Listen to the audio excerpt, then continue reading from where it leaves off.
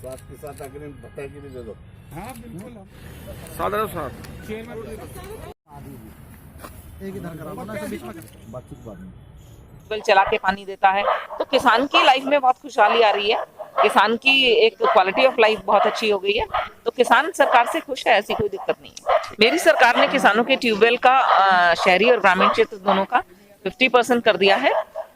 देखिए, हम किसी भी ये आप खुद भी सोच सकते हैं कि किसी भी चीज को ये कह दें कि बिल्कुल फ्री करेंगे, वो संभव नहीं हो पाता। सरकारों के ऊपर कर्ज हो जाता है और वो फिर दूसरी सरकार के ऊपर चलता जाता है। तो जो मेरी सरकार कर सकती थी वो उन्होंने करा है। ऐसे कौन से कार्य हैं जिन्हें पूरा करना होगा?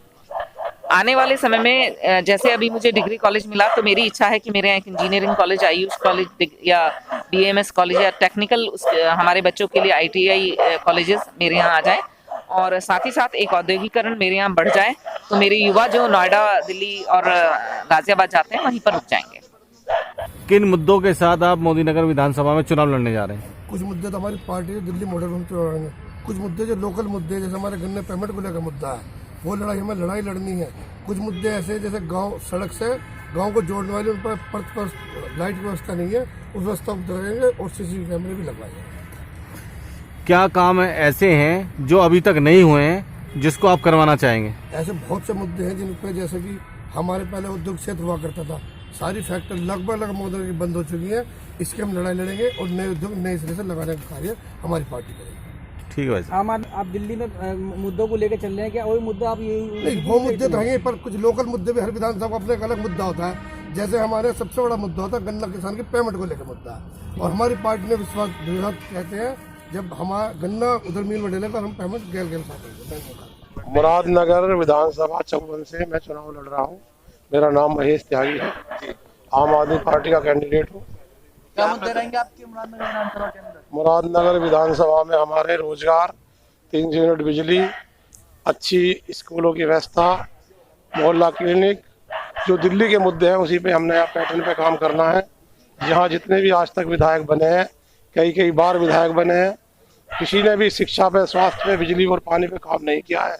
हमारी सरकार ने जो मुद्दे दिल्ली में उठाए हैं, आज लोग ये कहने लगे हैं कि हम भी बिजली का बिल हाफ करेंगे। कोई कह रहा पार्टी की जो संघर्ष अब तक किया है आज़ाद समाज पार्टी ने, उनकी नीतियों को आगे लेकर के मोदीनगर विधानसभा से चुनाव लड़ना चाहते हैं।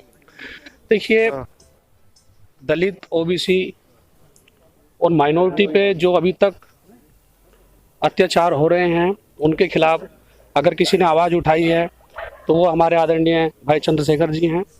तो जो उन्होंने अपने आप में जो आइडियोलॉजी तैयार की है, मैं उन्हीं के साथ और उन्हीं की आइडियोलॉजी पे चुनाव लड़ने के लिए तैयार हुआ हूँ। मैं विधायक प्रत्याशी हूँ, अभी नामांकन करके आया हूँ आप लोग के बीच में। शहर विधानसभा में जनता के बीच जाएंगे, किन मुद्दों को लेकर जाएंगे? मुद्दे सर बहुत सारे हैं, जैसे कि अभी RO भी है, 2018 में देना था इनको, वो अभी तक कंप्लीट नहीं हुआ। और आपका गौशाला अंडर ब्रिज है, थोड़ी सी बरसात होती है उसमें जल भराव हो जाता है, सड़कें टूटी पड़ी हैं। और शिक्षा के लिए कहा जाए तो हमने बहुत पहले इस पर ध्यान दिया था।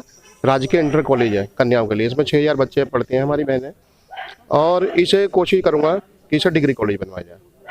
आप लोनी से चुनाव मैदान में जी, किन मुद्दों के साथ आप चुनाव लड़ेंगे? देखिए, हमने पहले भी जनता के विकास की लड़ाई को लड़ा है, क्योंकि कोई भी जनता जब अपना जनप्रतिनिधि चुनती है तो वो यही देखती है कि जो भी हमारी अपेक्षाएं जनप्रतिनिधि से होती है वो सभी पूरे करें, और हम जनता की जो विकास की लड़ाई है उसी के मुद्दे को लेकर मैदान में उतरे हैं। कल तक आप भाजपा के साथ भी, आज भाजपा प्रत्याशी के खिलाफ मैदान में उतरी हैं, वजह क्या रही? मैं कल तक, ये बात सच है, कल तक मैं भारतीय जनता पार्टी में थी, और हमने 13 साल तक लगातार पार्टी की बड़ी निष्ठा से सेवा भी की है। वहाँ से सांसद भी 2 बार बनाकर भेजा, विधायक का भी चुनाव लड़ा है। लेकिन जिस विधायक को उन्होंने दोबारा टिकट दिया, इस चीज़ से मैं खपा हूँ, क्योंकि मैंने पहले भी कहा था, उन्हीं की वजह से आज मेरे पति मनोज धामा जी जेल में वो सजा काट रही है जो गुनाह उन्होंने किया ही नहीं। आपका कहना ये जो विधायक को टिकट मिलना चाहिए था वो मिला है, वो नहीं मिलना चाहिए? नहीं, बिल्कुल विधायक को, क्योंकि अगर पार्टी की नीति है, भारतीय जनता पार्टी की एक नीति है कि सबका साथ सबका विश्वास, लेकिन मैं कहूँगी कि इसके विपरीत हुआ है। पार्टी केवल चुनिंदा लोगों का विश्वास को साथ लेकर चलती है, बाकी लोगों के अनदेखी करती है। निर्दलीय रूप से लड़ेंगी या किसी पार्टी का भी समर्थन आपको है यहाँ जाने का? नहीं, मैं बिल्कुल निर्दलीय लड़ूं, क्योंकि लोग देखिए, जिसने ये शब्द बोला है इसका जवाब वो ही देगा। मुझे इस पर कोई टिप्पणी नहीं करनी है, लेकिन हाँ, मैं इतना जरूर हूँ कि मैं 36 बिरादरी को साथ लेकर चलने वाले हम जनप्रतिनिधि हैं। हमने न कभी जाति की बात की है, न धर्म की बात की है। हमने केवल लोनी के विकास की लड़ाई को लड़ा और उसे निरंतर लड़ते रहना चाहते हैं। पति भी नामांकन करने वाले हैं? जी, संभव है कल वो भी नामांकन करेंगे। भारतीय जनता पार्टी के विकास को लेकर जनता के बीच में जाती थी, लेकिन आज आप भारतीय जनता पार्टी के प्रत्याशी के ही खिलाफ खड़ी हुई हैं, क्या कहेंगे इसके ऊपर? देखिए, सबसे पहली बात ये है कि नीति में आज भी मेरी आस्था है। भारतीय जनता पार्टी की जितनी भी आप कह सकते हैं कार्यशैली है, उसमें मेरी आस्था है। लेकिन लोकतांत्रिक देश है, हमारी सबकी अपनी विचारधाराएं हो सकती हैं। एक ही परिवार में भी कई अलग विचारधाराएं होती हैं। मेरी विचारधारा अलग है, तो इसमें कोई ये कहने वाली बात नहीं है कि आप भारतीय जनता पार्टी से प्रचार किया। भारतीय जनता पार्टी में आज भी है, आज भी मैं योगी जी और मोदी जी में आस्था रखती हूँ। मोदी नगर में सबसे बड़ी जो हमारी समस्या है वो बेरोजगारी की समस्या है, क्योंकि मोदी नगर एक फैक्ट्रीज वाला शहर है, मजदूर का शहर है। तो फैक्ट्रीज लगभग सब बंद हो गई हैं, तो हमारी प्राथमिकता होगी कि उन फैक्ट्रीज को चलाया जाए, नए नए हम वहाँ पे रोजगार सृजन करें। दूसरी हमारा ये प्राथमिकता होगी कि जो भयमुक्त हमारा जो शासन और प्रशासन हमारा चुस्त रहे, और जो हमारे किसानों की समस्या है, किसानों को समय से उनके जो फसल है उसका समय से भुगतान मिले, उन्हें समय से उनको जो है बीज और खाद मुहैया होए। जो हमारे बच्चे हैं उनको पढ़ने के लिए हम और नए नए स्कूल कॉलेज बनवाएंगे। जो हमारे जैसे अब कोरोना काल में मोदी नगर में कोई भी हॉस्पिटल नहीं था, सिर्फ एक हमारा हॉस्पिटल था जहां हम कोरोना में काम कर रहे थे। तो इस तरह के हॉस्पिटल बनाएंगे, बड़े 100 बेडेड हॉस्पिटल बनाएंगे और बच्चों के लिए अच्छी शिक्षा का करेंगे। जो भ्रष्टाचार है मोदी नगर में, हमारे यहाँ जैसे आप लोग गए होंगे कभी मोदी नगर, तो गड्ढे बहुत हैं सड़कों में, एक सीवेज की लाइन बिछ रही है, तो उसमें बहुत ज्यादा अनियमितताएं हैं। उन सबको देखेंगे और उन पे काम करेंगे। पहली प्राथमिकता रहेगी शिक्षा और चिकित्सा, जो मेरे विधानसभा में सबसे बड़ा अभाव है इसका। कोई भी लड़कियों के लिए डिग्री कॉलेज या इंटर कॉलेज वैसा नहीं है कि एक ही है राजकीय कॉलेज, वो भी नगर निगम का, बाकी कोई सुविधा नहीं है। और सबसे बड़ी दिक्कत आ रही है वहाँ पानी की। खारा पानी आता है प्रताप विहार विजयनगर में, जो जहरीला हो रहा है। और सबसे बड़ी है आरओ भी अभी तक पूरी नहीं हुई है।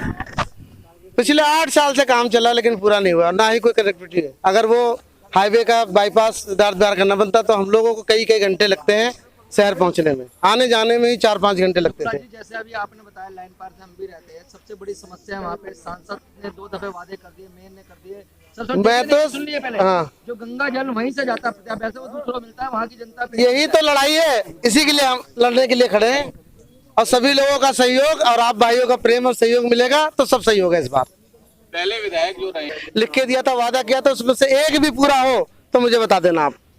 कोई काम नहीं किया, कोई काम नहीं किया है। कल तक आप भाजपा के साथ थे। मैं फिर भी बात, मैं जनता के साथ हूँ। इस बार लड़ाई भाजपा और जनता की है। मैं कहा था क्या नहीं, मैं सभी लोग जो सामाजिक कार्यकर्ता है या राजनीतिक कार्यकर्ता कहीं ना कहीं बैठते हैं, मैं भी बैठा था, अपनी बात उठाता था। सभी लोगों को यहाँ मालूम होगा, कई बार मैंने नगर निगम का घेराव भी किया अपनी बातों को लेके और उस क्षेत्र की समस्या को लेके। लेकिन उसके बाद अगर कोई सुनवाई ना हो तो उसका रिजल्ट यही आता है। क्या प्राथमिकता रहेगी आपकी? प्राथमिकता बहुत सारी हैं जो समस्याएं, क्योंकि मेरा निवास वंदना विहार खोड़ा कॉलोनी का मैं रहने वाला हूं। 25 वर्षों से मैं बहुजन समाज पार्टी में अनेकों पद पे रहा हूं। यहाँ जिला अध्यक्ष भी रहा हूं 2000 की सरकार में, 2003 की सरकार में। उसके अलावा पश्चिमी उत्तर प्रदेश का प्रभारी भी रहा हूँ और उसके अलावा 7 से 12 तक मुझे माननीय बहन जी ने राज्य मंत्री भी बनाया था और अब भी मैं मेरठ मंडल पे कोऑर्डिनेटर के रूप में काम कर रहा था और माननीय बहन जी का आशीर्वाद हुआ और मुझे साहिबाबाद 55 से विधानसभा का चुनाव लड़ने का। चुनावी मुद्दे हमारी विधानसभा में बहुत ज्यादा हैं जी। मैं पहला मुद्दा खोड़ा से ही स्टार्ट करता हूँ क्योंकि मेरा अपना वहाँ पे निवास है। वहाँ पर पानी की बहुत समस्या है। वहाँ पर हमारे जितने भी लोग रहते हैं वो बेचारे पानी खरीद करके पीते हैं। जो समरसीबल 4-4, 5-5 लाख रुपए का लगता है वो 3 महीने चलता है फिर डेड हो जाता है और पानी की टंकी वहां पर लगी हुई है जबकि पानी की सप्लाई नहीं हो पा रही। हमने कई बार इस पानी के के बारे में बोला, लेकिन वो काम नहीं हो पाया। और जगह जगह जैसे नंदग्राम, घुगना, अर्थला और इनमें जो है कुछ हमारे जो गरीब लोग हैं, सिहानी, इनमें जो गरीब लोग हैं उनके आवास की जो है रोज आए दिन वहाँ कुछ ना कुछ गड़बड़ होती रहती है। उन सभी समस्याओं पे रोजगार का हो, बहन जी के जो शासन प्रशासन की बात है, मैं आपको विश्वास दिलाना चाहता हूं कि साहिबाबाद विधानसभा से सब लोगों का मुझे सौर समाज का समर्थन है, बहुत प्यार मिल रहा है। और पहली बार ये कह रहे हैं कि हमारे खोड़ा से विधायक का चुनाव कोई लड़ रहा है अजीत पाल, अब की बार हम विधायक अजीत पाल जी को बनाएंगे। है भीमनगर, बागू, सुदामापुरी, क्रिश्चियन कॉलोनी, बहरामपुर और भी जितनी अन्य कॉलोनी है, माता कॉलोनी, आप बताइए चरण सिंह कॉलोनी, आप सब जगह जाके देखिए। अगर 1 घंटे की बारिश हो जाए तो वहाँ 5 दिन में जब तक धूप से वो पानी सूख नहीं जाता, वो पानी निकल नहीं पाता। ये काम तो आप बीजेपी के कैंडिडेट से भी करा सकते हैं, नहीं कर पाए ना। जो कैंडिडेट है उसको ऐसा वो उसने किया नहीं, अगर किया होता तो आप जाके देखिए, आप वहाँ पे जाके देखें। साहिबाबाद विधानसभा AIMIM का प्रत्याशी अभी नामांकन करके आया हूँ। किन मुद्दों के साथ आप चुनाव लड़ेंगे? साहिबाबाद विधानसभा का जब से निर्माण हुआ तब से अब तक जो भी प्रतिनिधि बने वो साहिबाबाद की जनता का वोट पाकर साहिबाबाद की जनता पे ही जुल्म करने का काम किया, साहिबाबाद की जनता को झूठे जुमले और वादे देने का काम किया। साहिबाबाद की जनता, साहिबाबाद में भारत के निर्माता मजदूरों की संख्या सबसे ज़्यादा है, लेकिन अगर दिल्ली अस्पताल दिल्ली नज़दीक न होता तो सैकड़ों की तादाद में लोग, हमारे मजदूर देश के निर्माता मरते होते। लेकिन भला हो दिल्ली का कि दिल्ली में उनका इलाज हो जाता है। लेकिन जब से साहिबाबाद विधानसभा का निर्माण हुआ, सारे प्रतिनिधियों ने कहा कि हमें जिताओ, मैं अस्पताल दूंगा। अब बाद में दिया कहा झुनझुना। लेकिन आपके माध्यम से हम शपथ पूर्वक कहते हैं कि अगर साहिबाबाद की जनता ने इस गरीब सेवक को चुना तो प्राथमिकता में होगा अस्पताल। अगर मैं अस्पताल न दे सका उनको तो अगले 2027 में उनसे वोट मांगने नहीं आऊंगा। दूसरा, साहिबाबाद विधानसभाओं का जो फिजा बिगाड़ने का काम विगत 7 वर्षों में कुछ मक्कार लोग आ गए हैं सत्ता में, जो करने का काम कर रहे हैं, तो वही घर तरक्की किया है जिस घर में शांति हुआ है। और उसी विधानसभा को 4 चांद लगाया जा सकता है, स्वर्ग बनाया जा सकता है, जिस विधानसभा में भारत माँ के चारों लाल हिंदू, मुस्लिम, सिख, ईसाई एक थाली में खाना खाकर अपनी विधानसभा का विकास करने का प्रयास करेंगे। गाजियाबाद की ताजा तरीन खबरों के लिए हमें सब्सक्राइब करें और हमारे बेल आइकन को प्रेस करना ना भूलें।